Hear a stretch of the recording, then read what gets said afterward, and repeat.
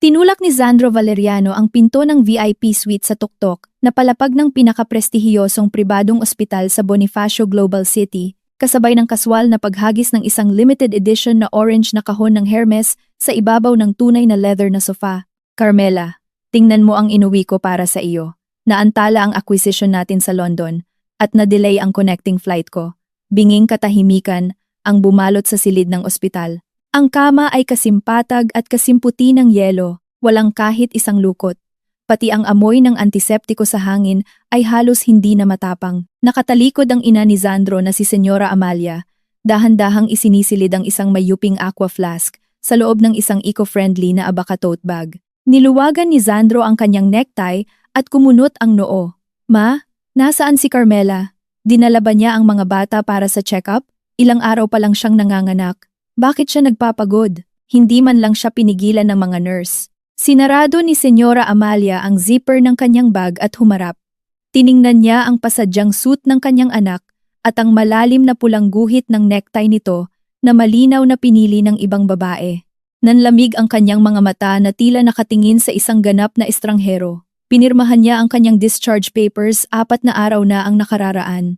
Napatigil ang mga daliri ni Zandro sa buhol ng kanyang necktie. Umuwi siya sa mansyon sa Ayala, Alabang. Bahagya siyang ngumisi na tila walang pakialam.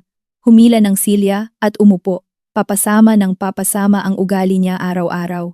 Dahil lang ba hindi ako umabot sa panganganak niya? Hindi pa ba sapat ang 3 nurse at ikaw para asikasuhin siya? Kailangan pa niyang mag-inarte sa ganitong maliliit na bagay. Hayaan mo siyang lumipat kasama ng mga bata kung gusto niya.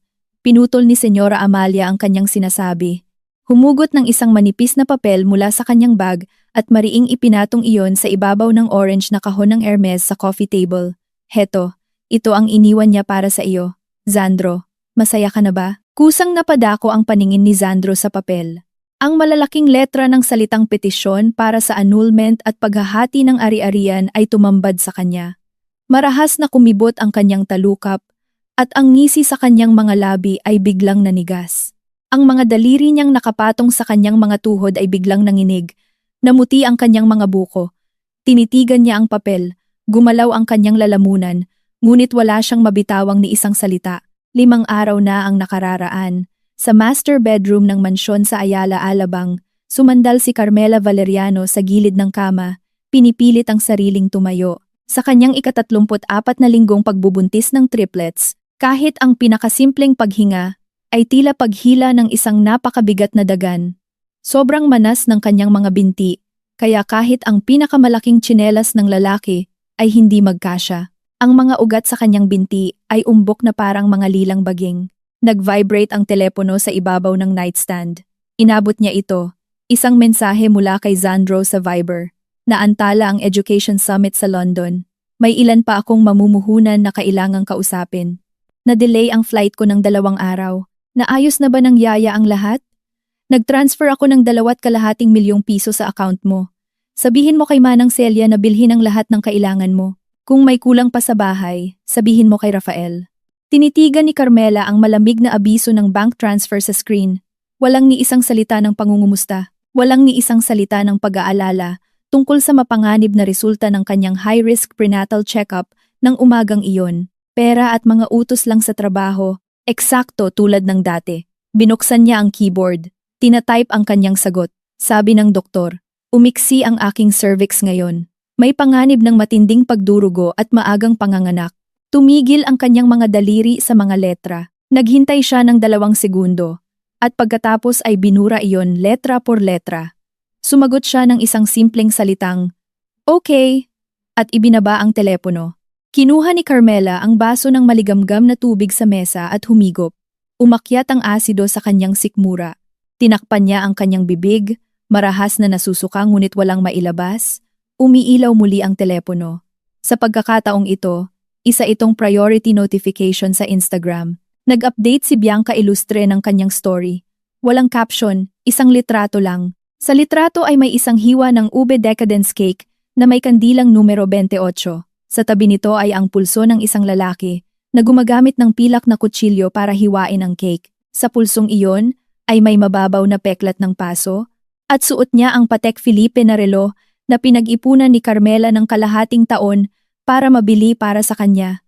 Kamay iyon ni Sandro. 7 taon na ang nakararaan. Nang magsimula silang magnegosyo sa isang maliit at tumutulong inuupahang kwarto sa Sampaloc, napaso si Carmela ng mainit na dekuryenteng kalan habang ipinagluluto ito ng nilagang baka. Matagal na tinitigan ni Carmela ang peklat na iyon.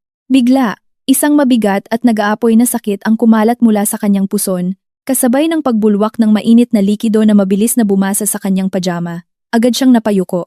Ang baso sa kanyang kamay ay nabasag sa carpet. Mabilis na kumalat ang tubig. Ang sakit ay parang kinakalawang na lagari na humihiwa sa kanyang gulugod. Kinagat ng mariin ni Carmela ang kanyang ibabang labi. Nalasahan ang kalawang ng dugo. Kapakapan niyang pinindot ang emergency call button sa nightstand. Ang boses niya ay tumakas mula sa nagngangalit na mga ngipin. Manang Celia, tumawag ka ng ambulansya. Sa labas ng emergency room ng Makati Premier Hospital, ang mga gulong ng stretcher ay gumulong sa malamig na sahig.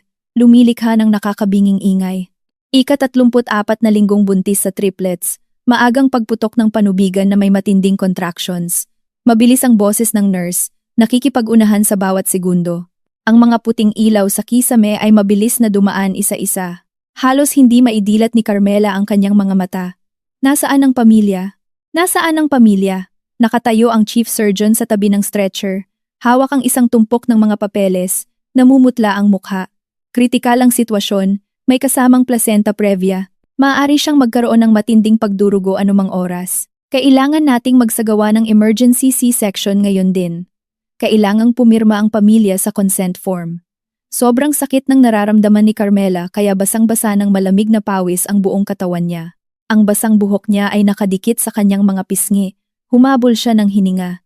Ang mga daliri niya ay nakakapit ng mahigpit sa bakal ng stretcher. Halos bumaluktot pabalik ang kanyang mga kuko. Nasa ibang bansa ang asawa ko. Lumunok siya ng laway na may halo ng dugo. Ang hininga niya ay nakakapit sa isang manipis na sinulid. Ako na ang pipirma. Isang high-risk na panganganak ng triplets. Paano ka pipirma para sa sarili mo? Kapag nasa operating table ka na? Kung kailangan naming tanggalin ang matris mo, sino ang magdedesisyon? Kumunot ang noo ng doktor. Ibinigay ang papel sa kamay ng nurse. Tawagan ninyo agad ang kanyang proxy para sa autorisasyon. Nanginginig na kinuha ni Carmela ang kanyang telepono mula sa bulsa at tinawagan ang nakapin na numero sa itaas. Isang mahabang ringtone ang tumunog at saka automatikong naputol. Tumawag siya muli. Mahabang ring pa rin. Isang panibagong alon ng contraction ang tumama. Pakiramdam niya ay hinahati sa dalawa ang kanyang puson. Nagdilim ang paningin ni Carmela. Isang impit na sigaw ng matinding sakit ang nakawala sa kanyang lalamunan. Nakatayo si Manang Celia sa tabi. Nagmamadali at pilit na nagdarasal ng walang patid. Hindi sumasagot si Sir Sandro. Ma'am, kumapit po kayo. Tatawagan ko ang assistant niyang si Rafael. Isang eksklusibong Michelin-starred na restaurant sa Mayfair, London. Sa labas ng malalaking bintana ay ang kumikinang na tanawin ng lungsod sa gabi. Sa loob ng restaurant, isang cello ang tumutugtog ng malamyos na musika. Hawak ni Rafael di makulangan ang kanyang walang tigil sa pag-vibrate na telepono. Mabilis na naglalakad sa makapal na carpet ng hallway. Nakatayo sa labas ng inukit na pinto ng VIP dining room, sumilip siya sa awang. Sa kabisera ng mahabang mesa, itinataas ni Sandro Valeriano ang isang kristal na baso ng alak. Sa tabi niya, si Bianca Ilustre, suot ang isang mamahaling pulang damit at kumikinang ng ngiti, ay nakayuko upang hipan ng kandila sa kanyang cake. Salamat Sandro. Lagi mong naaalala taon-taon. Malambing ang boses ni Bianca. May tamang timpla ng pag-asa. Ibinaba ni Sandro ang kanyang baso. Pamilyar at relax ang kanyang tono. Nararapat lang. Nitong mga nakaraang taon, dahil sa pangunguna mo sa mga bagong proyekto natin, hindi lalawak sa Europa ang ating kumpanya kung wala ka. Baliw na nag-vibrate muli ang telepono. Huminga ng malalim si Rafael at itinulak ang pinto. Sir Sandro, ang tensyonadong boses ni Rafael ay bumasag sa atmosfera sa loob ng silid. May tawag mula sa Pilipinas. Pumutok na ang panubigan ni Ma'am Carmela. Papasok na siya sa delivery room. Sabi ng mga doktor, kritikal ang sitwasyon. Kailangan ng ospital ang agarang autorisasyon ng pamilya. Hindi napansin ang bahagyang pagkabigla sa mata ni Sandro. Lumingon siya kay Rafael. Nakakunot ang noo. Hindi ba't kalahating buwan pa bago ang kabuwanan niya? Ito ay maagang panganganak ng triplets. Sabi ng doktor, komplikado ito dahil sa placenta previa. Maaari siyang magdugo ng matindi anumang oras. Mabilis na parang machine gun ang pananalita ni Rafael. Inaalok ang telepono sa kanya. Aabutin na sana ni Zandro ang telepono. Zandro, biglang nagsalita si Bianca. Ang kutsilyo ng cake sa kanyang kamay ay huminto sa ere habang nakatagilid ang ulo niyang nakatingin dito. Darating na ang mga mamumuhunan anumang oras. Naghihintay pa ang PR department sa group photo natin para sa press release. Kung aalis ka ngayon, paano na ang mga pinaghirapan natin dito? Ang European merger ang pinakamahalagang proyekto na 6 na buwan na nating pinagtatrabahuhan. Huminto ang kamay ni Zandro sa ere. Tiningnan niya si Bianca. Tapos ang caller ID na nagpapakitang si Manang Celia ang tumatawag sa screen ng telepono. 17 missed calls. Sabihin mo kay Manang Celia na utusan ng ospital na gamitin ang pinakamataas na uri ng gamot. Binawi ni Zandro ang kanyang kamay. Sumandal muli sa kanyang silya. Bumalik sa pamilyar na kalamigan at autoridad ng isang pinuno ang kanyang boses. Ipadala mo ang signature authorization. Sabihin mo sa legal department na gumawa ng emergency proxy form at i-email agad. Mahigpit na hinawakan ni Rafael ang telepono. Namuti ang kanyang mga buko. Sir Sandro, triplets po ito. Nanganganib ang buhay ni Ma'am Carmela. Pakiusap, sagutin niyo na po ang telepono. Rafael, bumaba ang boses ni Zandro. Dala ang mabigat at nakakasakal na autoridad na hindi tumatanggap ng pagtatanong. Ang ospital ay may pinaka-professional na team. Ang pag-uwi ko ay hindi mapapalitan ang mga doktor.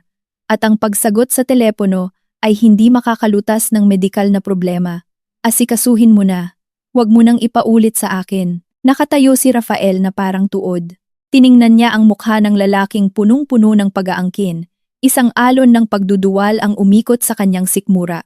Pumikit siya, yumuko, tumalikod, at naglakad palabas ng VIP room. Operating Room 1, Makati Premier Hospital. Ang mga walang aninong puting ilaw ay direktang nakatutok sa mukha ni Carmela. Bumabagsak ang blood pressure ng pasyente.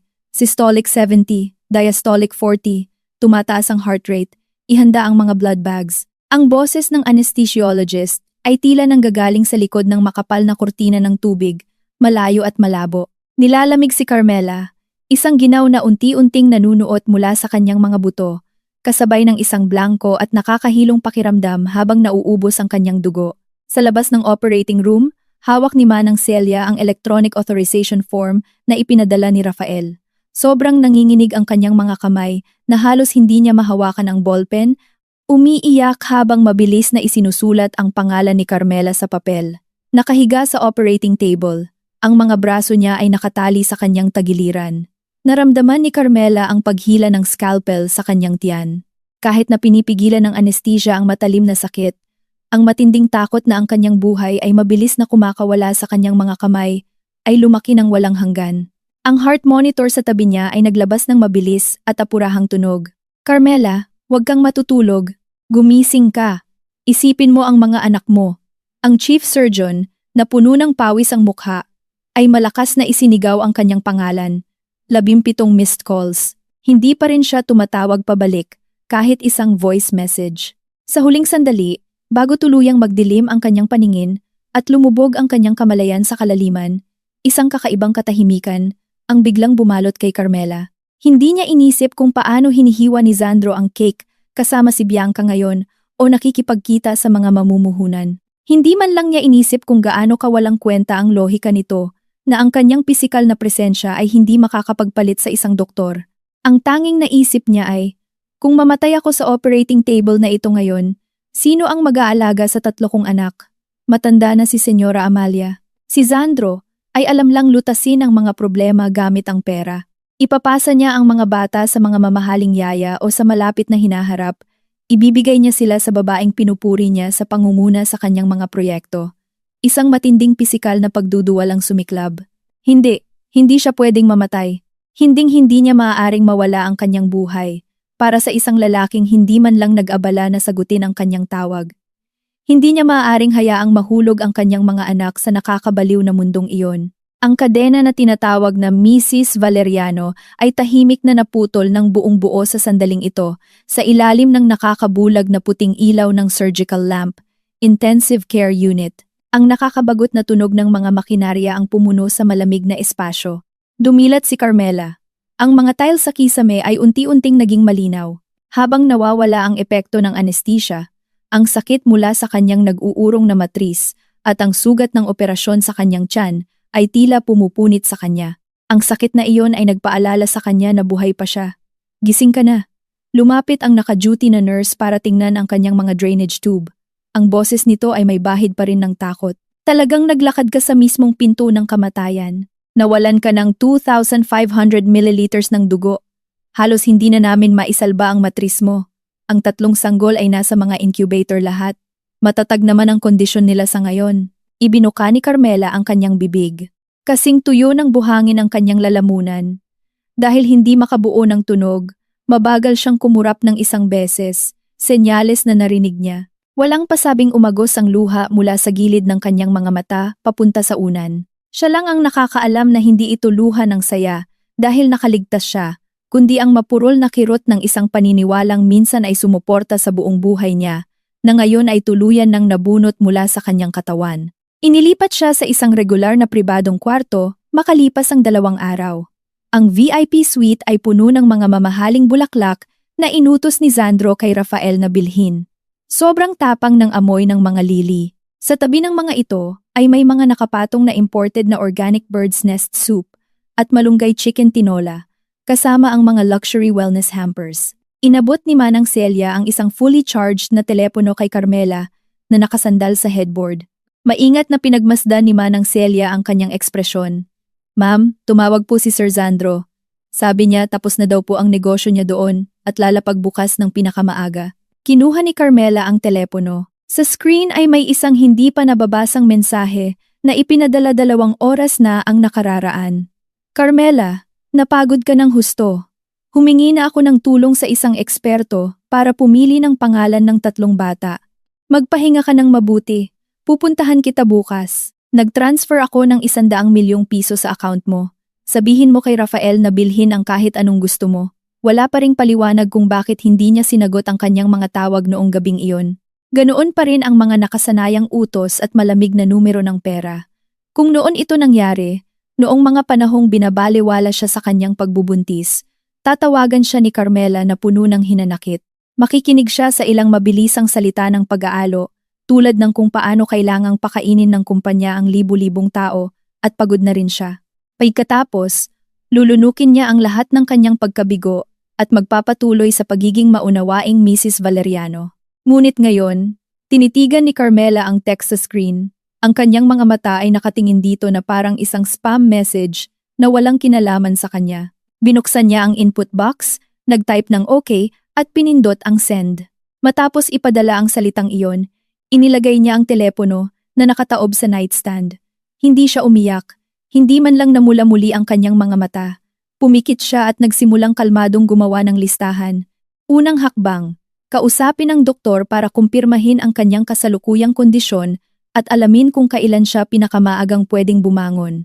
Pangalawang hakbang, tawagan ang dati niyang kaibigan sa kolehiyo, si Attorney Marcela Di Mayuga, isang nangungunang abogado na eksperto sa paghahati ng ari-arian ng mag-asawa at financial auditing.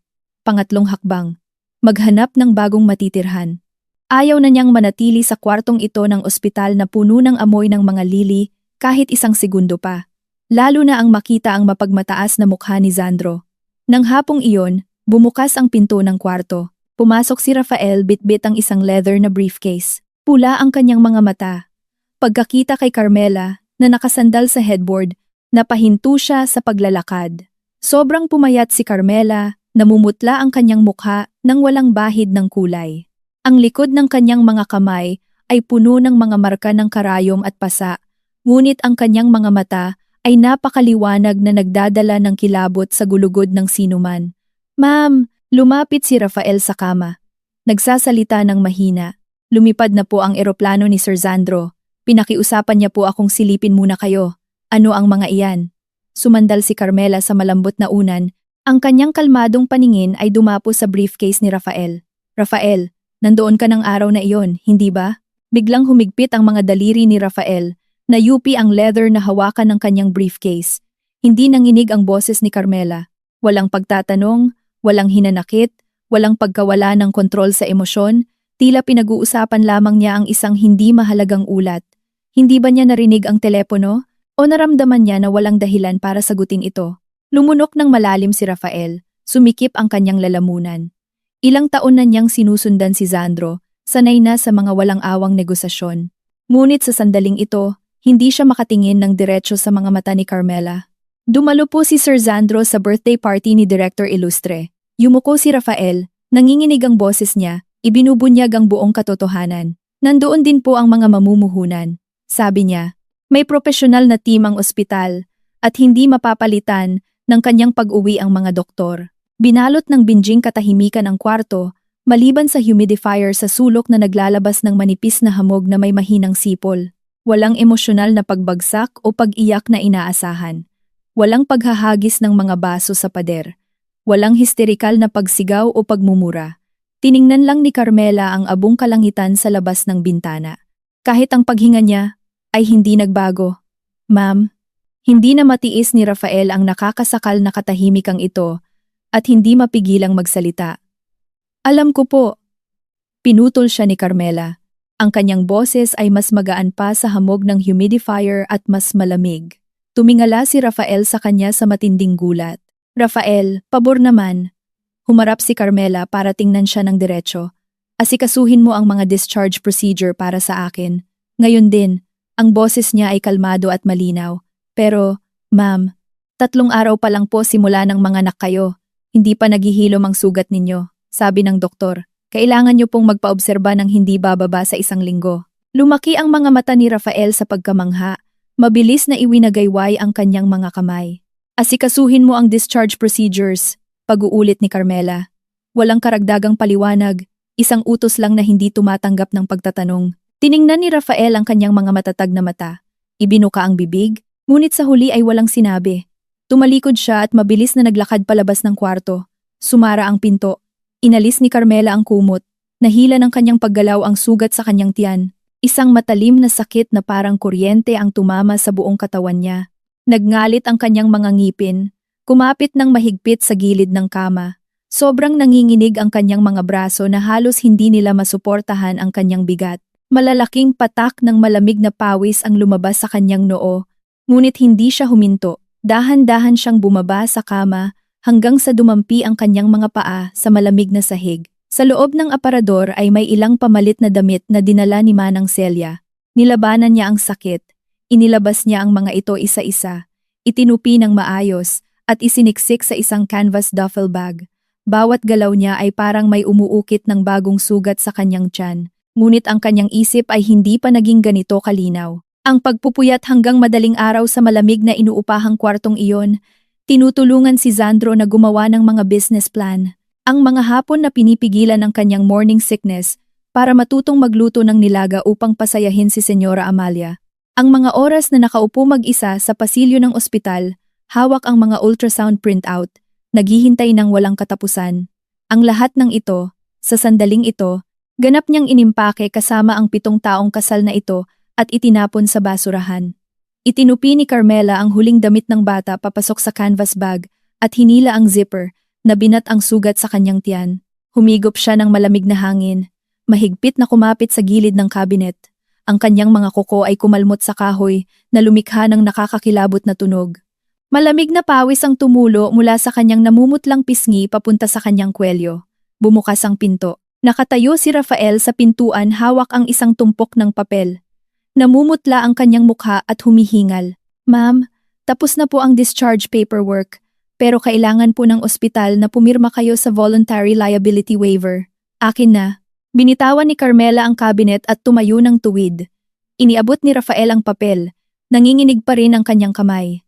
Ma'am, hindi na po ba talaga kayo mag-iisip muli? Lalapag na ang eroplano ni Sir Sandro sa loob ng 3 oras. Kung aalis kayo ngayon, magagalit siya. Tsaka, ang kalusugan ninyo.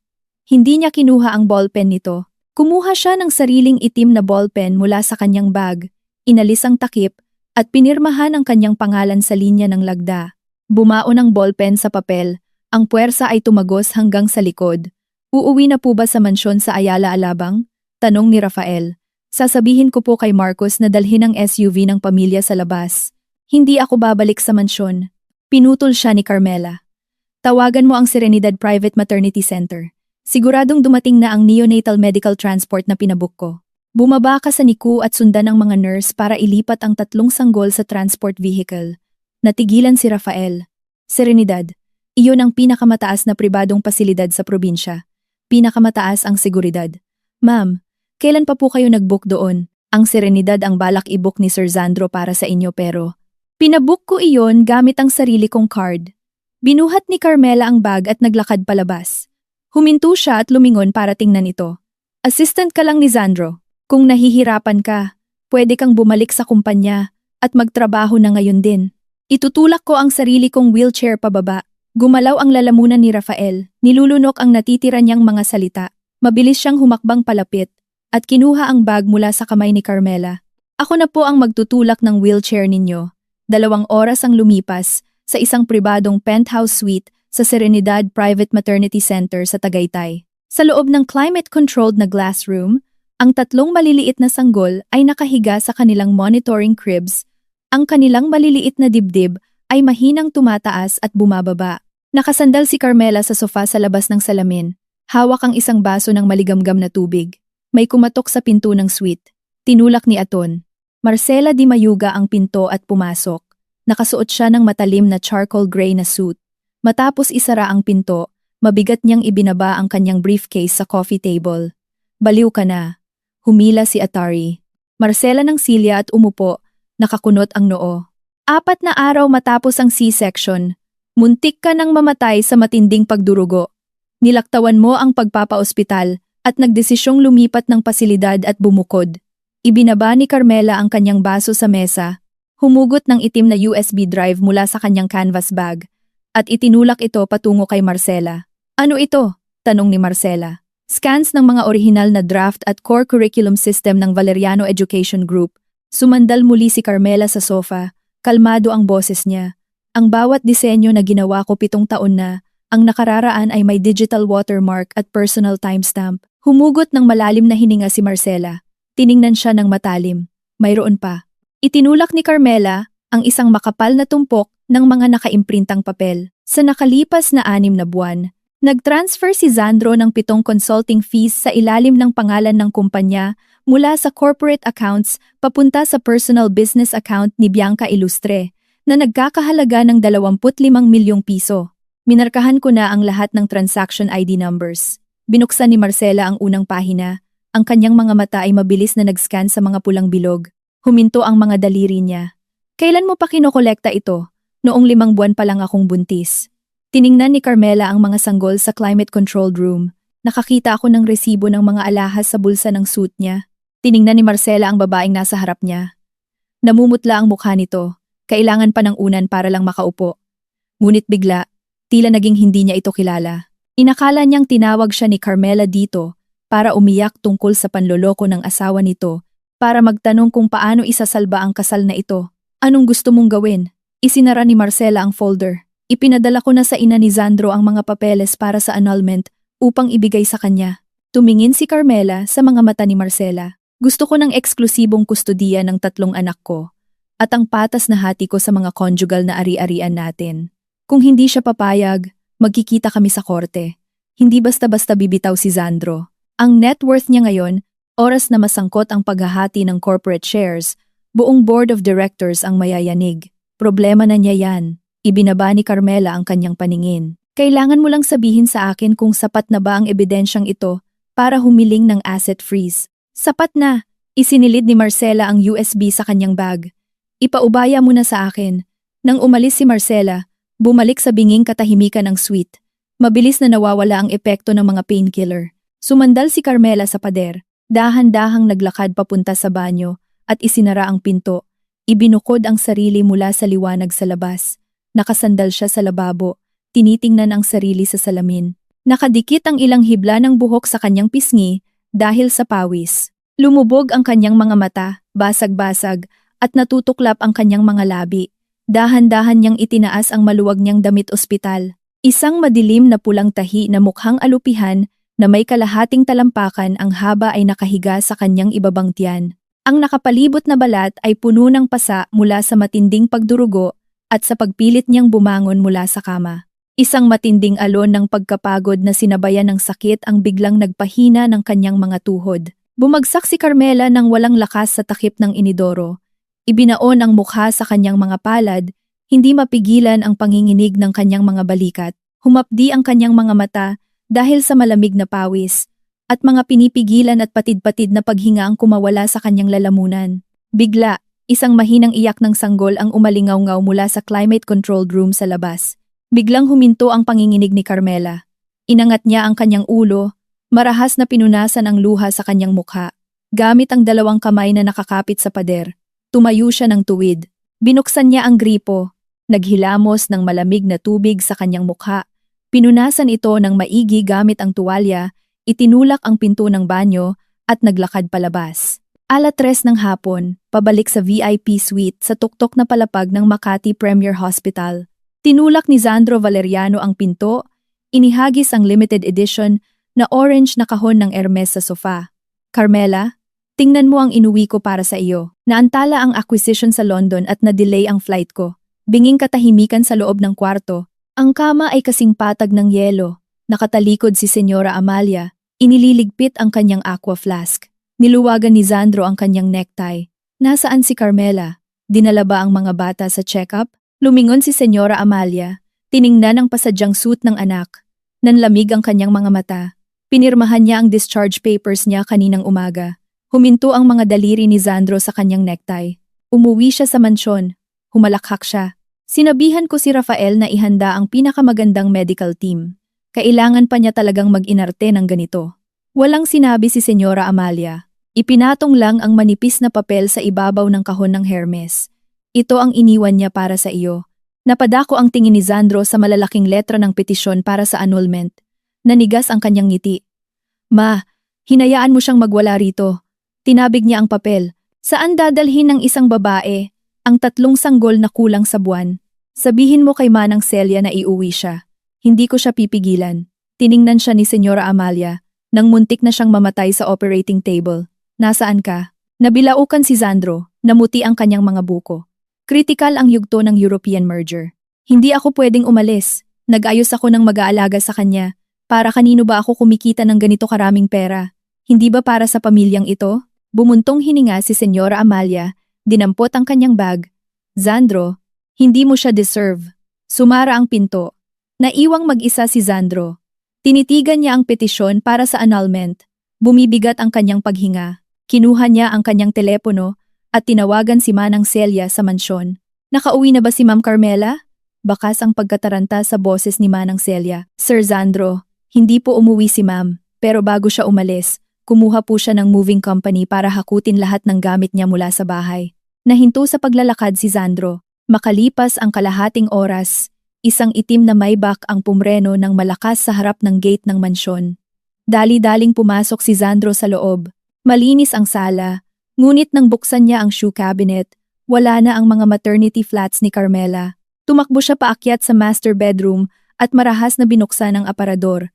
Ang kalahating espasyo nito ay ganap na walang laman, tanging mga kahoy na sabitan na lang ang naiwan. Wala nang gamit sa vanity table. Ang pares ng baso para sa sipilyo sa banyo ay may isa na lamang na naiwang baso. Walang mga pinunit na damit, walang binasag na picture frames, walang galit na liham na iniwan. Sobrang walang laman ang kwarto, tila hindi kailanman nandoon si Carmela. Lumunok ng malalim si Zandro. Nilabas ang telepono para tawagan si Carmela. Nagring ito. Nasaan ka? Pinigilan ni Zandro ang pagkibot ng kanyang mata. Pinipilit ang tono ng isang kalmadong taong may autoridad. Kung tapos ka na mag-inarte, ibigay mo kay Rafael ang address mo at magpapadala ako ng sasakyan. Kakagaling mo lang sa operasyon. Hindi ka dapat nahahanginan sa labas. Walang emosyon ang boses sa kabilang linya, parang isang tuyong-tuwid na linya. Natanggap mo ba ang petisyon para sa annulment? Humigpit ang hawak ni Zandro. Carmela, hindi ko pipirmahan yan. Walang bigat sa batas ang papel na yan. Huwag mong gamitin ang annulment para subukan ang pasensya ko. Ikaw ang nawalan ng pasensya, hindi ako. Magaang sagot ni Carmela. Ano ba talagang gusto mo? Tumaas ang boses ni Zandro. Ipinaliwanag ko na ang sitwasyon ni Bianca ng maraming beses. Hindi madali para sa kanya na magtrabaho ng mag-isa sa ibang bansa. May responsibilidad lang akong asikasuhin siya. Dahil lang sa walang basehang selos na ito, lalayas ka ng bahay kasama ang 3 sanggol. Ang luxury condo sa ilalim ng pangalan ni Bianca. Ang down payment ay galing sa secondary card ko. Pinutol siya ng walang emosyong boses ni Carmela. Biglang napigil ang hininga ni Sandro. Pinakialaman mo ang accounts ko? Ang asset freeze order ng korte ay ihahatid sa corporate legal department bukas ng umaga. Hindi sinagot ni Carmela ang kanyang tanong at direktang ibinigay ang konklusyon. Sandro, magkita tayo sa korte. Naputol ang tawag. Nanatiling nakatayo si Sandro sa gitna ng master bedroom. Sa labas, umihip ang hangin. Pinapalipad ang walang lamang mga kurtina. Nakatingin siya pababa sa bakanteng aparador, nauubos ang dugo sa kanyang mga daliri. Lunes ng umaga, boardroom 1 sa tuktok na palapag ng headquarters ng Valeriano Education Group. Ang malaking itim na walnut table ay puno ng mga top executives. Nakatayo si Sandro sa harap ng isang malaking screen. Itinuturo ang laser sa mapa ng fourth quarter merger, nagpapamalas ng buong kumpiyansa. Kailangang tapusin ng European operations ang pagbibigay ng pondo bago matapos ang buwan. Finance, ilipat ang 20% ng reserve funds bago mag-Miyerkules. Marahas na bumukas ang frosted glass na pinto. Si Atty. Arnaldo Macapagal, ang Chief Legal Officer, ay pumasok ng nagmamadali, hindi pinansin ang gulat na tingin ng mga executive, at dumiretso kay Sandro, ibinaba ang kanyang boses. Ngunit sa tahimik na silid, malinaw ang kanyang mga salita. Sir Sandro, nandito ang mga opisyal ng korte. Ito ang asset freeze order mula kay Ma'am Carmela. Iniabot ni Arnaldo ang isang dokumentong may selyo ng batas, tumutulo ang malamig na pawis sa kanyang noo. Lahat ng Tier 1 bank accounts sa ilalim ng inyong personal na pangalan at ang corporate shares na kinakatawan ninyo ay ganap nang na-freeze 10 minuto ang nakararaan. Nalubog sa katahimikan ang malaking boardroom. Dose-dosenang mga mata ang nakatitig kay Sandro. Nanginig ang laser pointer sa kanyang kamay. Nanginginig ang pulang tuldok sa puting pader. Tumingin siya pababa. Binabasa ang utos. Sa ilalim ng column ng petitioner, ang pangalang Carmela Valeriano ay tila 2 bakal na pako. Bumabaon ng matinding lamig ng diretsyo sa kanyang mga mata. Nagtagis ang kanyang panga. Ibinalibag ni Sandro ang kanyang folder. Iyan lang para sa meeting ngayon. Maiwan ang finance at ang merger team. Ang lahat, lumabas. Mabilis na naubos ang tao sa silid. Ibinato ni Sandro ang dokumento sa mesa. Gaano katagal bago matanggal ang freeze? Lumunok si Arnaldo. Napakakumpleto ng ebidensyang ibinigay ni Ma'am Carmela. Kabilang dito ang malaking halaga ng orihinal na transaction records at mga kopyang files mula sa standard procedures. Aabutin ito ng hindi bababa sa 3 buwan, marahil 6. Pero kung voluntaryong iuurong ng petitioner ang kaso, maaari itong matanggal sa loob ng 24 oras. Ngumisi si Sandro, tinatapik ang kanyang mga daliri sa mesa. Sa lalim ng kanyang mga mata ay makikita ang galit at paghamak ng isang taong nasa autoridad na hinahamon. Sabihin mo sa PR, napigilan ang balitang ito. Nag-iinarte lang siya, hayaan siyang i-freeze yan ng ilang araw. Pag kumalma na siya at naisip niyang hindi laro ng mga bata ang totoong mundo, iuurong din niya ang kaso. Pagbalik sa kanyang CEO office, umupo si Sandro. Nagpatong si Rafael ng isang tasang matapang na kapeng barako na walang asukal sa gilid ng mesa. Nahanap mo ba kung nasaan siya? Hinilot ni Sandro ang kanyang sumasakit na sentido. Opo, sa Serenidad Private Maternity Center. Nag-book si Ma'am Carmela sa top floor independent suite. Mataas po ang seguridad. Kapag walang appointment, hindi po kayo makakapasok. Sagot ni Rafael nang nakayuko. Binuksan ni Sandro ang kanyang kanang drawer, kumuha ng itim na checkbook, pumirma ng isang numero, at pinunit ito. Pagkatapos ay binuksan niya ang safe sa ibaba at kumuha ng dark green na velvet na kahon. Isa itong diamond bracelet na nagkakahalaga ng milyon-milyon na kaswal niyang binili sa isang butik sa Geneva matapos bumili ng kwintas para kay Bianca. Sa nakalipas na 7 taon, nakasanayan na niya ang rutinaryong ito. Sa tuwing umuuwi siya ng huli mula sa isang piging, sa tuwing hindi niya nasisipot ang prenatal check-up nito, o tulad nito na hindi siya nakaabot sa panganganak, ginagamit niya ang paraang ito para bumawi, at laging tahimik na tinatanggap ito ni Carmela, lulunukin ang kanyang pagkabigo, at ipagtitimpla siya ng mainit na kape, patuloy sa pagiging walang bahid na Mrs. Valeriano, ibinulsa niya ang kahon at ang tseke. Bumukas ang pinto at pumasok si Bianca na nakasuot ng high heels. Hawak ang isang report. Suot niya ang bagong autumn collection ng Chanel at ang kwintas na ruby na iniregalo ni Zandro sa kanya. Zandro, kailangan nang magbigay ng final payment ng factory ko ngayon, pero sabi ng finance hindi raw pumasok ang personal account mo. Ang boses niya ay nagdadala ng perpektong timpla ng pagiging api. Tiningnan siya ni Zandro. Para sa hindi malamang dahilan, habang pinagmamasdan ang magandang mukha ni Bianca, sumilay sa kanyang isip ang imahe ng napakaputing higaan ng ospital na iyon. Pansamantalang naka-freeze ang account ko, idaloy mo na lang sa corporate account at ipa-approve mo sa Vice President. Binawi ni Zandro ang kanyang tingin.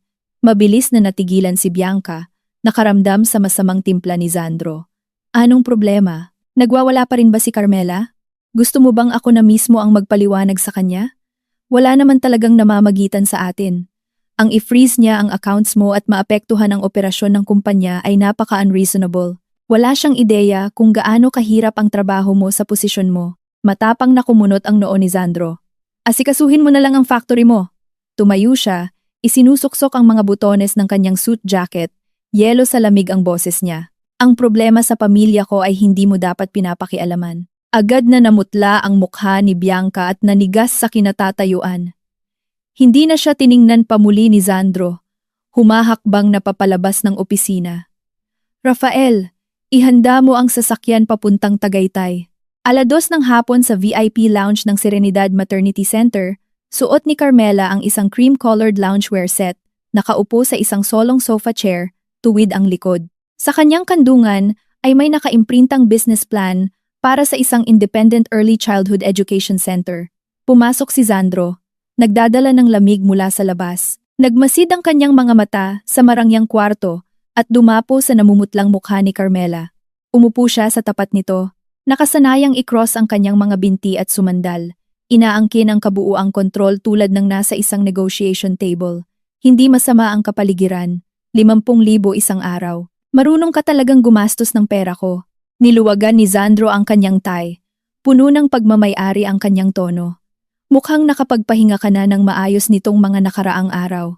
Inilipat ni Carmela ang pahina ng business plan nang hindi tumitingin sa kanya. Ang down payment at final payment para sa suite na ito ay galing sa savings account ng consulting firm ko 7 taon na ang nakararaan. Walang emosyon ang boses niya. Wala itong kinalaman sa ating conjugal accounts. Kumibot ang mata ni Zandro. Hindi niya inaasahan na bibilangin nito ang bawat sentimo ng ganoon kadetalyado. Ipinatong niya ang velvet box sa coffee table at inipit ang tseke sa ilalim nito. Sige, nag-inarte ka na ng 4 na araw, lumayas ka, kumuha ng abogado para gumawa ng malaking iskandalo, pina-freeze mo ang accounts ko, at idinawit mo pa ang nanay ko para ipamukha sa akin ang basurang papel na yan para sa annulment. Nasiyahan ka na. Tiningnan siya ni Zandro, lumambot ang tono na tila sinusuyo ang isang nagtatampong bata. Ang bracelet na ito, ang limited edition na nakita mo sa magazine mula Paris. Ang tseke ay 500 milyong piso. Gastusin mo kahit saan mo gusto. Tungkol sa panganganak, ako na ang mali. Masyadong naging abala ang European merger. Pangako, sa susunod na 3 buwan, maliban sa mga sapilitang board meetings, uuwi ako sa mansyon gabi-gabi. Ngayon, sabihan mo ang abogado mo na iurong ang kaso, at umuwi na tayo. Tumingin na sa wakas si Carmela mula sa business plan. Tiningnan niya ang kahon, at pagkatapos ay kay Zandro. Ang kanyang mga mata ay nakakatakot na kalmado, tila isang natuyong sinaunang balon. Hindi ko kailangan ng bracelet, at hindi ko kailangan ng pera. Anong kailangan mo? Kumunot ang noo ni Zandro, naiipon ang kawalan ng pasensya sa kanyang mga mata. Lumapit siya ng bahagya. Carmela, wag mo nang sagarin. Isa kang ina, nakalalabas lang ng 3 anak. Halos hindi makapaglakad. Anong hawak mo para humingi ng annulment at paghahati ng yaman? Akala mo ba talaga ang mga lesson plans na ginuhit mo sa tumutulong 4 taon na ang nakararaan ay pwedeng magpabagsak sa pundasyon ng kumpanyang ito? Sinarado ni Carmela ang business plan. Hindi ako gumagamit ng basurang papel para takutin ka. Lumapit siya at pinindot ang intercom sa mesa. Papasukin mo na. Ngumisi si Zandro. May gana ka pang mag-afternoon tea. Carmela, akala mo ba ginagamit ko ang annulment para yumuko ako sayo? Ano pa ba? Bawi ni Zandro. Pakiramdam niya ay siya ang tama. 7 taon na. Sa tuwing nilulunok mo ang galit mo at naghihintay na suyuin kita. Wala kang trabaho. Ang mundo mo ay umiikot sa akin. Hindi mo kayang iwan ang pamilyang ito. Pumasok ang isang waiter, dala ang isang tray, nagbaba ng 2 tasa ng kape, at tahimik na umatras. Itinulak ni Carmela ang tasa ng Amerikano palapit kay Sandro. Si Bianca Ilustre ang nakarehistrong legal representative ng kanyang pabrika. Tama? Biglang nagsalita si Carmela. Lumiit ang mga pupil ni Sandro. Mahigpit na nakakapit ang mga daliri sa tela ng kanyang pantalon. Paano mo nalaman? Automatikong tanong niya. Nabibiyak ang kanyang perpektong maskara. Hindi lang yon. Magaan ang tono ni Carmela, parang nagbabasa ng financial report. Noong Mayo 12 ng nakaraang taon, tinulungan mo ang pabrika niya na makuha ang lupa sa Clark Global City. Ginamit mo ang reserve funds ng kumpanya para personal na maging garantor niya. Napatigil ang paghinga ni Sandro. Tinitigan niya si Carmela. Ngayon lang niya napagtanto na hindi niya kilala ang babaeng ito. Inakala niyang isa lang siyang full-time na may bahay na nagre-research ng pagkain para sa bata. Paano niya nalaman ang pinakasekretong cash flows ng korporasyon? Ano naman ngayon? Pilit na ibinalik ni Sandro ang kanyang autoridad para kontrolin ang usapan. Ipinaliwanag ko na malaki ang naiambag niya sa kumpanya.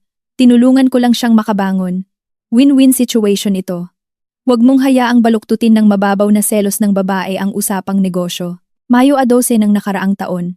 Inulit ni Carmela ang petsa, nakatingin sa mga mata ni Sandro. Natigilan si Sandro. Iyon ang araw na nagpa-amniocentesis ako, sabi ni Carmela. Ganap na matatag ang kanyang boses. Kaninang umaga sa pasilyo ng ospital, sinabi mo sa akin na mayroon kang closed-door board meeting at nakapatay ang telepono mo buong araw. Marahas na gumalaw ang lalamunan ni Sandro. Ibinuka niya ang bibig pero walang lumabas na salita. Malamig na pawis ang tumulo sa kanyang likod. Naghintay ako mag-isa sa pasilyong yon ng 4 na oras. Nang tusukin ng karayom ang tiyan ko, ang babaeng nasa kabilang kama ay hawak kamay ng kanyang asawa. Ang tanging hawak ko ay isang nilukot na antiseptic wipe. Tiningnan siya ng diretso ni Carmela. Saktong-saktong oras na yon, nasa real estate exchange ka sa Clark, pumipirma bilang garantor para kay Bianca. Biglang lumapit si Sandro. Sa wakas ay makikita ang totoong pagkataranta sa boses niya. Carmela, nang araw na yon, dumaan lang ako para pumirma para sa kanya. Bumalik din ako agad sa opisina. Bakit hindi mo ako tinanong? Tikman mo ang kape. Pinutol ni Carmela ang mahina niyang paliwanag, nakaturo sa tasa. Tiningnan ni Sandro ang kape, nakakunot ang noo. Hindi ako umiinom ng matamis na Amerikano. Alam mong umiinom lang ako ng matapang na kapeng barako na walang asukal. Ngumiti ng malamig si Carmela. Oo, kapeng barako lang ang iniinom mo. Hindi ka umiinom ng matamis na kape. Tiningnan niya ito. Pero hindi mo man lang ako tinanong kung ano ang gusto kong inumin. Nanigas si Sandro. 7 taon na ang nakararaan sa inuupahang kwartong yon sa Sampaloc. Mayroon lang tayong sapat na pera para sa 1 tasang kape kada araw para manatiling gising. Dahil gusto mo ang pait ng kapeng barako. 7 taon ko yung itinimpla para sa'yo tuwing umaga. Uminom din ako ng barakong kape na walang asukal sa loob ng 7 taon. Itinulak muli ni Carmela ang tseke na 500 milyong piso at ang velvet box sa kabilang dulo ng mesa, nagtatakda ng malinaw na hangganan. Sandro, ayoko ng mapait. Bumagsak ang paningin ni Sandro sa tinanggihang kahon. Ang puso niya ay tila sinakal ng isang hindi nakikitang kamay. Isang pagpapanik na hindi pa niya naramdaman noon. Kasabay ng pagguho ng isang matibay na istruktura, ang umakyat mula sa kanyang mga paa hanggang ulo. Ang mga regalong ibinibigay mo, ang perang itatransfer mo, laging ginagamit para pawiin ang sarili mong konsensya, para panatilihin ang imahe mo bilang isang matagumpay na lalaki, hindi para ibigay ang kailangan ko. Tumayo si Carmela. Dahil sa kanyang sugat sa tiyan, mabagal ang kanyang paggalaw, pero tuwid na tuwid ang kanyang likod. Matatalim na parang patalim ang kanyang mga mata. Akala mo ako pa rin si Carmela na mananatili sa lugar niya. Tratuhin ang mga mumong binibigay mo na parang ginto. Pero ang Carmela na yon ay namatay sa operating table 5 araw na ang nakararaan. Nagkukumahog na tumayo si Sandro. Tumama ang tuhod niya sa gilid ng marmol na coffee table. Natabig ang matamis na Amerikano.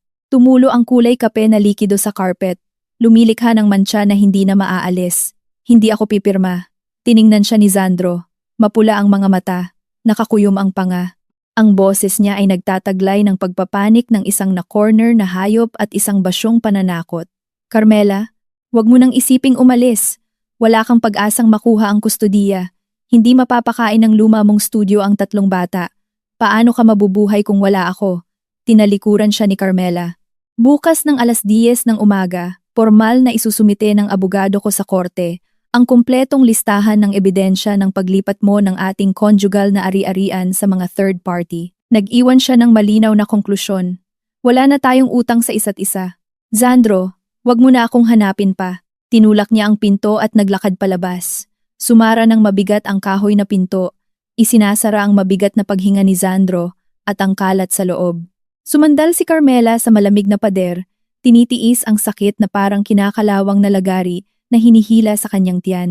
Baliw na nag-vibrate ang telepono niya. Huminga siya ng malalim, nilabanan ng pagkahilo, at sinagot, Carmela.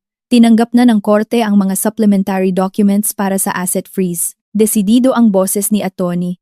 Marcela Di Mayuga. Kinontak lang ako ng palihim ng legal team ni Zandro. Lumambot ang tono nila. Gusto nilang makipag-settle out of court. Nag-aalok ng magagandang terms. Walang settlement, tumayo si Carmela. Naglalakad patungo sa NICU. Ihanda mo ang kaso para sa eksklusibong kustodiya at ang copyright injunction para sa core curriculum tulad ng plano. Sabihin mo sa kanila, wala akong isusuko. Maliwanag. Nakatayo si Carmela sa harap ng malinis na salamin ng NICU. Pinapaburp ng nurse ang ikatlong sanggol. Idinikit ni Carmela ang kanyang palad sa malamig na salamin. Huminga siya ng malalim. Ang sakit, ang takot, ang 7 taong inaksaya, at ang nagpapanik na mukha ni Zandro ay tuluyan ng nabura sa kanyang isip. Isang bagong landas ang nagsimula. Miyerkules ng hapon, CEO office ni Zandro, ipinatong ni Attorney Arnaldo Macapagal ang makapal na kopya ng kaso sa itim na marmol na mesa, pinagpapawisan ng noo. Sir Zandro, ito ang opisyal na kaso at listahan ng ebidensya. Humingi ng injunction si Atty. Marcela Di Mayuga laban sa core curriculum system ng kumpanya. Kung aaprubahan, lahat ng online courses at franchise authorizations para sa ikalawang hati ng taon ay kailangang ihinto agad. Huminto si Zandro sa pagbabasa ng isang merger agreement. Ang core curriculum ay isang work for hire.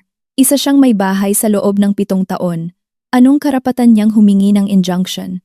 Naglabas si Arnaldo ng isang na-scan na dokumento sa kanyang tablet. Ito ang pangunahing ebidensya. 3 buwan bago formal na itatag ang kumpanya, ipinarehistro ni Ma'am Carmela ang copyright para sa buong logic at interactive framework ng curriculum sa ilalim ng personal niyang pangalan. Sa pinirmahang authorization letter noon, may addendum na nagsasabing ang libreng autorisasyon na ito ay valid lang habang kasal ang 2 panig. Sa sandaling magsimula ang proseso ng annulment, automatikong nawawalan ng bisa ang autorisasyon. Tinitigan ni Zandro ang nakakasilaw na mga salita. Ang hinlalaki niya ay sobrang diin sa kanyang fountain pen na namumuti ang mga buko nito. Pinaghandaan niya ako 7 taon na ang nakararaan. Yumuko si Arnaldo. Kilalang walang awa si Atty. Marcela Di Mayuga. Hindi lang nila binabawi ang copyright. Inaangkin nilang lahat ng commercial na kita na nabuo mula rito sa nakalipas na 7 taon ay bahagi ng conjugal assets at humihingi sila ng paghahati na labis na pabor sa kanya. Ibinagsak ni Zandro ang ballpen. Mangarap sila, sabihin mo sa PR at finance na maghanda. Gamitin ang lahat ng natitirang cash. Gusto niyang magdemanda. Makikipaglaro ako. Tingnan natin kung paano mababayaran ng isang babaeng walang kita ang napakamahal na bayad ni Marcela. 3 araw ang lumipas. Sa pre-trial mediation room ng korte, nakaupo si Carmela sa kaliwang bahagi ng mahabang mesa, nakasuot ng malinis na itim na blazer. Maayos na nakatali ang buhok, perpektong tuwid ang tindig. Pumasok si Zandro kasama ang kanyang 3 abogado. Umupo siya sa tapat nito. Hinihila ang kanyang necktie. Carmela, kailangan mo ba talagang gawin itong ganito kapangit?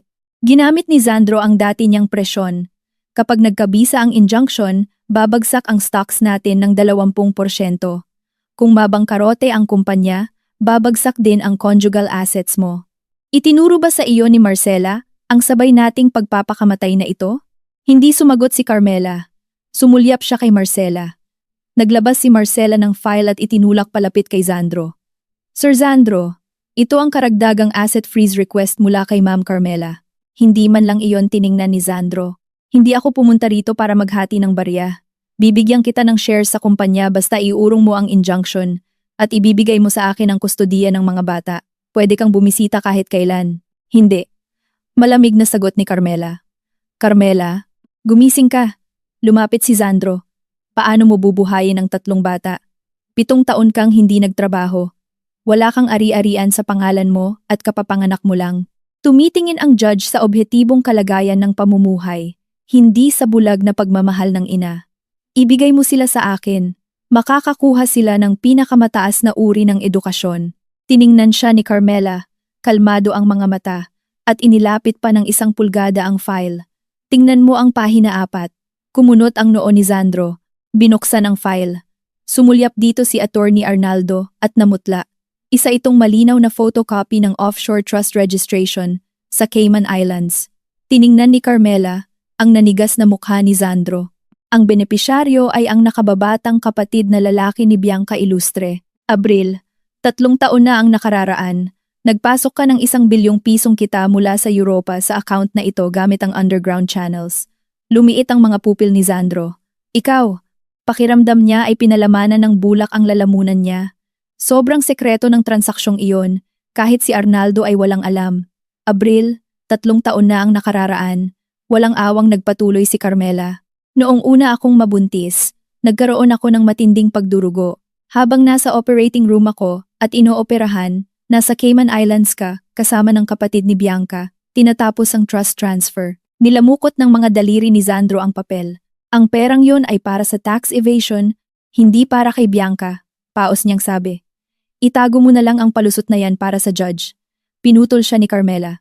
Ang paglilipat ng malaking conjugal asset sa ibang bansa. Sandro, sa ilalim ng marital law, tuluyan mong maiwawala ang bahaging ito. Sumandal siya, nakatingin sa ganap na nadiskaril na lalaki. Tungkol naman sa pamumuhay na binanggit mo. Naglagay si Carmela ng pilak na susi sa ibabaw ng mesa. Bumili ako ng sariling villa sa Nuvali, Santa Rosa, ng cash noong nakaraang linggo. Bukod doon, naibenta ko ang exclusive rights ng Tala Interactive Module sa Europa sa kalaban mong Haraya Early Learning sa halagang 150 milyong piso pagkatapos ng buwis. Tinitigan ni Sandro ang susi. Umiikot ang isip niya. Ang Tala Module ay isang side project na ginuhit ni Carmela 7 taon na ang nakararaan, na isinantabi dahil wala silang pondo. Wala siyang ideya na itinago nito ang patent, lalo na ang komersyal na halaga nito. Matagal na niyang siniguro ang kanyang pag-alis, tahimik na pinagmamasdan ang kanyang pagmamalaki sa sarili sa harap nito. Hindi lang ako may bahay at ipon, mayroon din akong buong oras para samahan sila sa paglaki. Pinag-cruise ni Carmela ang kanyang mga kamay. Hindi tulad mo, na wala man lang oras para pumirma sa kapanganakan ng mga anak mo. Natahimik ang silid. Naramdaman ni Sandro na may umaakyat na nakakakilabot na lamig mula sa kanyang mga paa, pinaparalisa ang kanyang mga braso't binti. Nabigo ang mediation. Tumayo si Carmela, sinasara ang butones ng kanyang blazer. Tayo na, Marcela. Magkikita tayo sa korte. 8:00 ng gabi sa mansyon sa Ayala, Alabang. Matining na pumreno ang maybak ni Sandro. Nagdadabog siyang pumasok sa sala. Maluwag ang tie, mapula ang mga mata. Ma. Bumaba sa hagdan si Senyora Amalia bitbit ang isang maliit na maleta. Ma, nasisiraan na ng bait si Carmela. Gusto niyang i-freeze ang lahat at kunin ang eksklusibong kustodiya. Sa Biyernes na ang pagdinig. Kailangan mo akong tulungan. Napakapit si Sandro sa sofa. Sabihin mo sa judge na mayroon siyang postpartum depression, na hindi siya matatag. Aayusin ko para makatira ka sa bahay ko, para ipakita na tayo ang nagbibigay ng pinakamagandang kapaligiran. Pabagsak na inilapag ni Senyora Amalia ang isang baso ng tubig sa mesa. Tiningnan niya ang anak na may labis na pagkapagod at lungkot. Humugot siya ng makapal na folder mula sa kanyang bag at inihagis sa mesa. Ito ang pinal na divorce settlement na ipinadala ng abogado niya kaninang hapon. Ang boses ni Senyora Amalia ay basag. Sabi niya, kung pipirmahan mo ito, baka iurong niya ang mga kasong kriminal para sa corporate embezzlement. Kung hindi, ibibigay niya ang ebidensya sa Financial Crimes Bureau. Kumibot ang mata ni Sandro. Ma, pati ikaw kinakampihan siya. Ako ang anak mo. Dahil ikaw ang anak ko, ikinahihiya kita. Itinuro ni Senyora Amalia ang nanginginig niyang daliri. Alam mo ba kung saan ako nagpunta ngayon?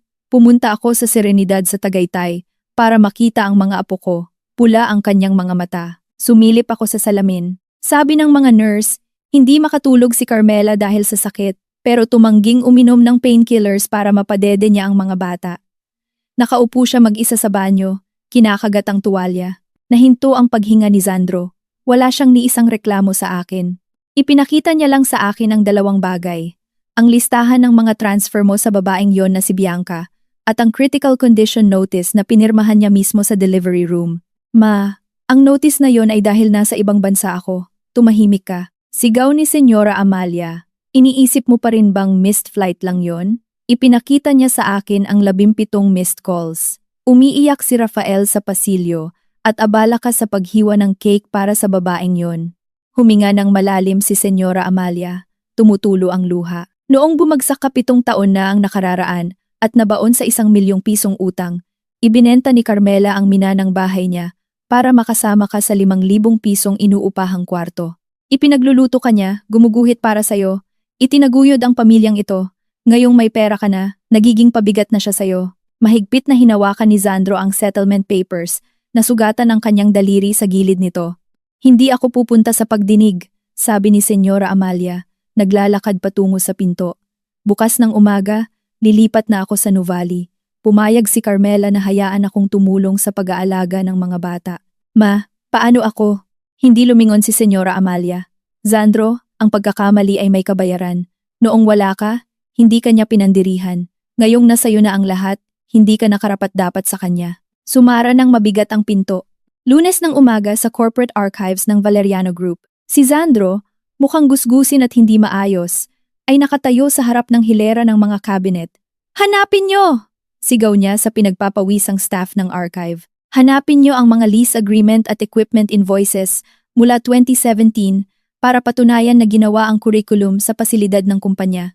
Sir Sandro, nauutal na sabi ng manager. Wala pong mga lease o equipment lists mula 2017. Pumasok si Rafael. Sir Sandro, wala po tayong administration department noon.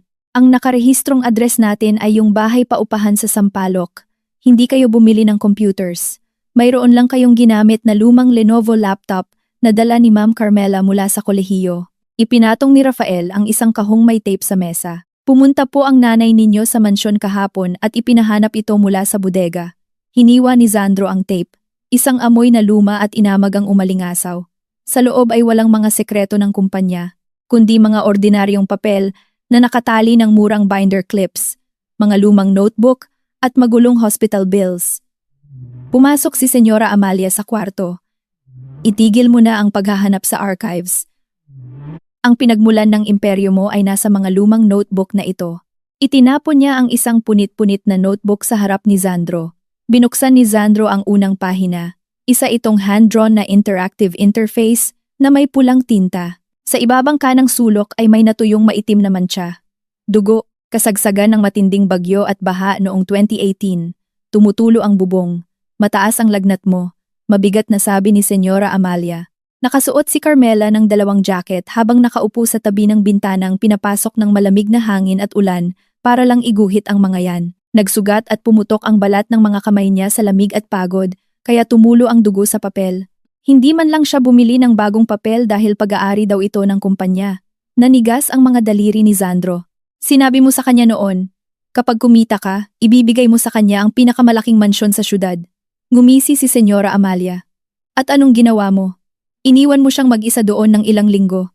Lumapit si Rafael, naglabas ng isang maliit na itim na leather na notebook mula sa kahon. Sir Sandro, galing po ito sa pinakamalalim niyang drawer. Inutos niyang i-shred ko ito. Binuksan ito ni Sandro. Baliw na kumibot ang kanyang mata. Oktubre 12, 2 taon, anibersaryo namin. Sabi niya may mahalaga siyang kliyente. Umuwi siya ng 9:00 p.m. Nag-post si Rafael ng story na humihiwa ng cake si Bianca sa peninsula. Ininom ko ng mag-isa ang sabaw. Ayos lang. CEO na siya. Tiningnan ni Sandro si Rafael. Malamig siyang tiningnan pabalik nito.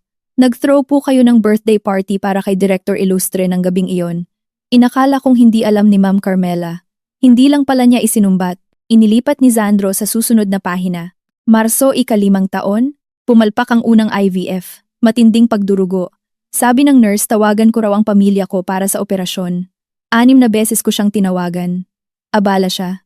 Nag-wire siya ng 50,000 pesos pambili ng vitamins. Sobrang ingay ng mga gamit sa operasyon. Naisip ko, hindi kayang bilhin ng 50,000 pesos pabalik ang anak na nawala sa akin. Nawalan ng kulay ang mukha ni Sandro. Akala niya ay aksidenteng nakunan lang ito. Hindi niya alam na nakahiga ito mag-isa sa malamig na operating table. Agosto, ika-6 na taon, buntis sa triplets. High risk. Pang-8 progesterone shot ngayon. Nakakita ako ng plane ticket pa Paris sa bulsa niya. Fashion week pala ni Bianca. Nagsinungaling siya tungkol sa closed-door board meeting. Hindi na masakit. Pagkatapos ng matagal na paghihirap, hindi na pala talaga masakit. Nabitawan ni Sandro ang notebook, bumagsak sa mesa. Napaatras siya, tumama sa filing cabinet. Alam niya ang lahat, bulong niya, basag ang boses. Bakit hindi siya nakipag-away sa akin? Dahil unti-unti siyang namamatay sa mga nagdaang taon. Ibinato sa kanya ni Senyora Amalia ang isang dakot ng hospital bills. Tingnan mo yan, mag-isa siyang nagpapa-check up, mag-isang hinarap ang maagang panganganak. Habang ikaw ay bumibili ng mga bag para sa ibang babae, ang nangungunang bill sa sahig ay ang invoice ng emergency triplet delivery.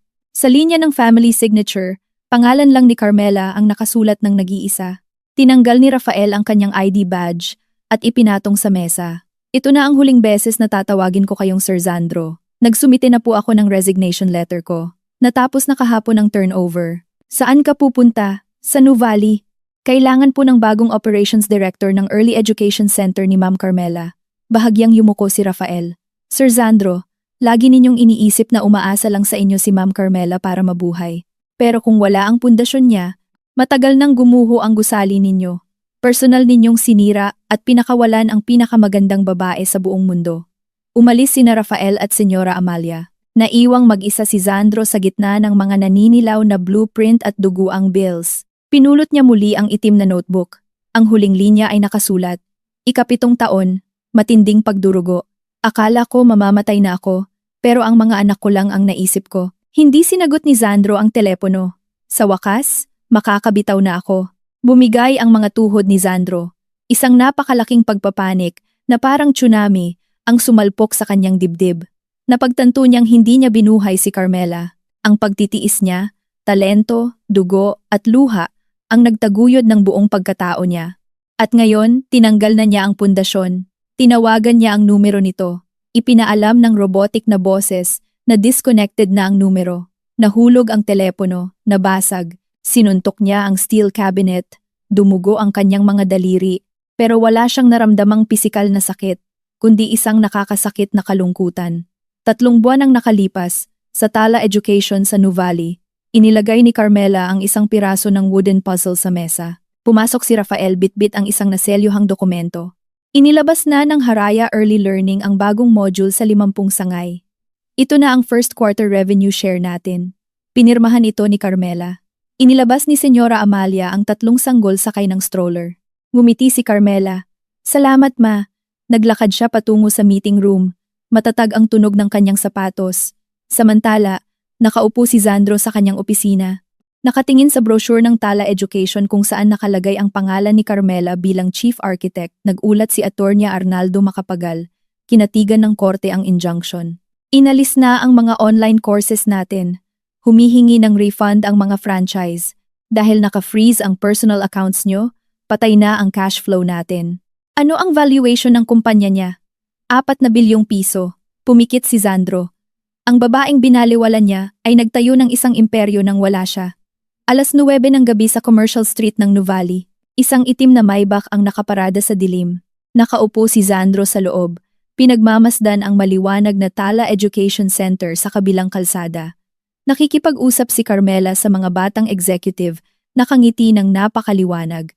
Isang may kumpiyansa at relax na ngiti na hindi niya nakita sa loob ng 7 taon. Isang puting SUV ang huminto. Kumaway si Senyora Amalia mula sa loob. Isinakay ni na Carmela at Rafael ang mga bata at umalis ang sasakyan. Hindi man lang sumulyap si Carmela sa direksyon ng dilim. Napagtanto ni Sandro na hindi ito nagkikimkim ng galit. Sadyang wala na siyang espasyo sa mundo nito. 1 taon ang lumipas. Sa loob ng execution hall ng korte, idiniin ni Sandro ang kanyang may tintang hinlalaki sa bankruptcy liquidation order. Inihayag ng judge na ang kanyang korporasyon at personal na ari-arian ay isusuko para i-auction. Ang pasadyang suit ni Sandro ay maluwag na nakasabit sa kanyang payat na katawan. Ang 1/4 ng buhok niya ay puti na. Lumabas siya ng korte. Isang truck ng Tala Education ang dumaan. Hinawakan niya ang isang VIP invitation sa bulsa para sa Asian Early Education Innovation Summit. Pumunta siya sa convention center at tumayo sa madilim na sulok sa likuran. Nakita siya ng dating vice president. Narinig mo ba? Alam na ng lahat na si Mrs. Valeriano pala ang tunay na nagdisenyo. Sa loob lang ng isang taon, nakuha ng tala ang 60% ng premium market. Dumilim ang mga ilaw. Tumuntong si Carmela sa entablado sa ilalim ng spotlight. Suot ang isang minimalist na puting suit. Kapag itinuring natin na laging andyan lang ang bawat pagsagot at ang bawat pagsama ay kayang bayaran ng material na bagay, nawawalan tayo ng karapatang mag-educate. Ganoon din sa mga relasyon at negosyo. Pumutok ang nakakabinging palakpakan. Hindi niya binanggit si Zandro. Naabot na nito ang rurok na kailanman ay hindi niya mararating. Dinudurog ang bulok na nakaraan sa ilalim ng kanyang mga paa. Sa VIP hallway pagkatapos ng kaganapan, hinarang siya ni Zandro. Sinubukan siyang pigilan ni Rafael, ngunit pinigil siya ni Carmela. Tiningnan niya si Zandro na tila estranghero. Sir Zandro, may kailangan ba kayo? Iniabot ni Zandro ang isang malinis na dokumento na nanginginig ang mga kamay. Ito na lang ang natitirang personal na ari-arian ko. Ang overseas copyright na binili ko pabalik sa Haraya at isang malinis na offshore trust. Walang utang. Ang mga benepisyaryo ay ang 3 bata. Alam kong wala na itong silbi ngayon. Pero malinis ang mga ito. Tanggapin mo bilang kabayaran. Hindi ito kinuha ni Carmela. Ginagawa mo pa rin ba yang palabas na nagpapaawa? Ang copyright mula sa Haraya ay formal ng pinawalang bisa dahil sa breach of contract 3 linggo na ang nakararaan. At ang malinis na trust na yan, nabaon sa utang sa mga loan shark sa casino sa Macau, ang kapatid ni Bianca. Ang mga pondong nasa ilalim nito ay na-liquidate na 3 buwan na ang nakararaan. Nahinto ang paghinga ni Zandro. Ang huli niyang alas ay basura na matagal na nitong nakita. Wala ka nang natitira. Ibinaba ni Carmela ang huling sentensya. Wala ka nang maibibigay sa akin at wala kang karapatang mag-usap ng kabayaran. Bumigay ang tuhod ni Zandro. Dumulas pababa sa pader na marmol. Nahulog ang dokumento sa sahig. Sinabihan ni Carmela si Rafael, sabihin mo sa security na maging maingat sa listahan ng mga bisita. Naglakad siya palayo, tumutunog ang kanyang sapatos na hindi man lang lumingon pabalik. Sa labas, naghihintay ang puting SUV. Tinawag siya ng mga bata. Ngumiti ng napakaganda si Carmela. Niyakap sila habang sumasakay. Umalis ang sasakyan patungo sa maliwanag na sikat ng araw. Sa tahimik na hallway, nakaupo si Zandro sa malamig na sahig. Ibinaon ang kanyang mukha sa kanyang mga kamay. Walang hysterikal na pag-iyak. Tanging ang walang laman niyang balikat ang marahas na nanginginig. Sa maningning na likurang ito, gising na humakbang si Zandro papasok sa walang katapusang pagsisisi, kung saan sa habang buhay, wala nang sino man ang magtatanong pa tungkol sa kanya.